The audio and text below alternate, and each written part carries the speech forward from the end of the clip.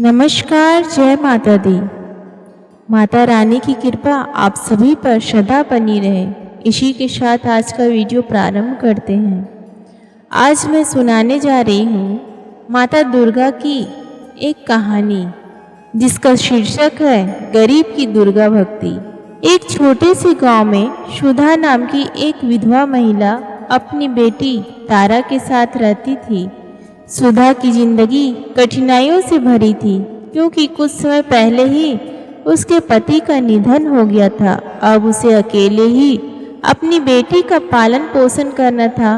गांव में उसकी स्थिति कमजोर थी लेकिन उसके हौसले में कमी नहीं आई। वह गांव में झाड़ू लगाने का काम करती थी और साथ ही दुर्गा मंदिर के बाहर भी सफाई करती थी। उसके पास बहुत कम पैसे थे लेकिन उसकी भक्ति और माता दुर्गा के प्रति अटूट विश्वास ने उसे हमेशा मजबूत बनाए रखा।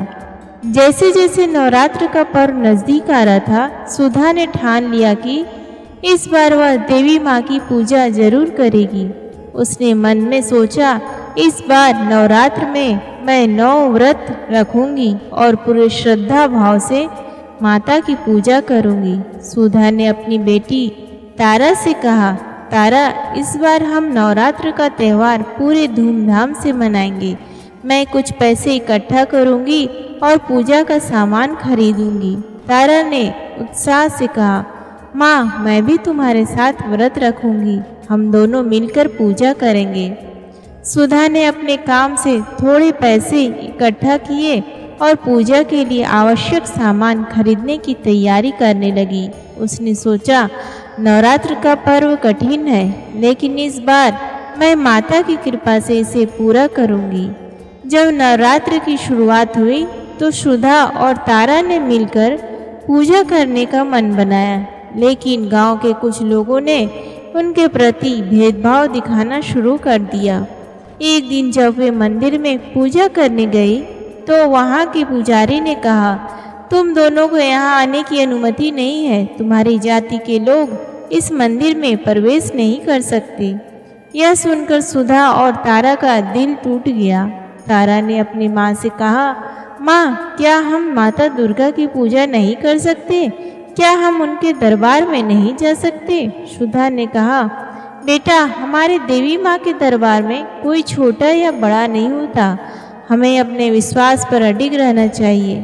तारा और सुधा ने धैर्य रखा और अपनी भक्ति जारी रखी। महाअष्टमी का दिन आ गया। सुधा ने घर में थोड़ी सी पूरियाँ, चने और हलवा बनाया जो उसने पूरी मेहनत से तैयार किया था। उसने पूजा की सारी तैयारियां कर ली और उन्हें देवी माँ को भोग के रूप में अर्पित करने का मन बना लिया। जब वे मंदिर पहुंची तो कुछ लोग फिर से उन्हें रोकने आए। तारा ने कहा, हम देवी माँ की पूजा करने आए हैं, आप हमें रोक नहीं सकते। लेकिन लोगों ने उनकी एक न सुनी। इस बीच एक दयालु व्यक्ति ने सुधा और तारा को देखा और कहा, यह पोटली लो, इसे पूजा स्थान पर रख दो। विजयदशमी के दिन तुम्हारे सारे दुख दूर हो जाएंगे। सुधा और तारा ने उस व्यक्ति की बात मान ली और अपनी प्रार्थना में लीन हो गई, लेकिन गांव वाले उन्हें रोकने के लिए और भी आक्रामक हो गए।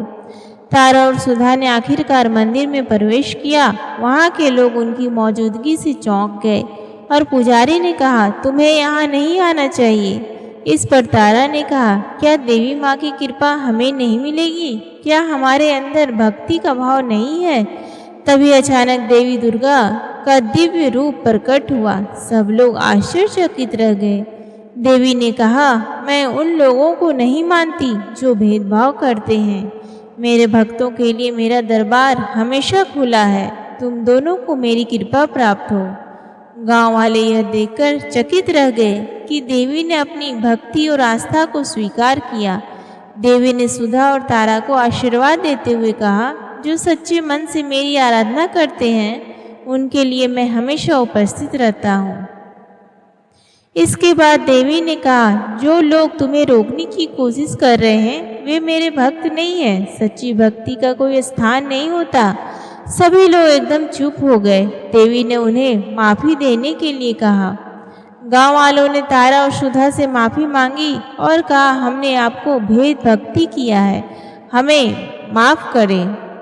तारा ने कहा, हम सब एक समान हैं। माता के दरबार में सभी को समान माना जाता है।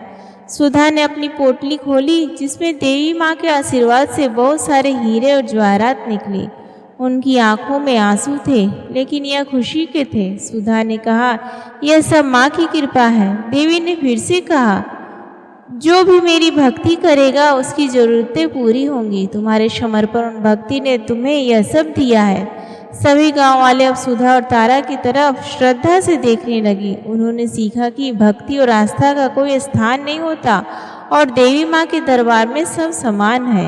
सच्ची भक्ति और आस्था से हम किसी भी कठिनाई का सामना कर सकते हैं। देवी माँ की कृपा हमेशा उन पर होती है जो सच्चे मन से उनकी आराधना करते हैं। सुधा और तारा की कहानी हमें यह याद दिलाती है कि कठिनाइयों के बावजूद यदि हम अपने विश्वास को मजबूत रखें तो कोई भी बाधा हमें हमारे लक्ष्य से नहीं हटा सकती। भक्ति और प्रेम से भरी यह कहानी हमें एकता और समानता का संदेश देती है, जो कि आज के समाज में अत्यंत आवश्यक है।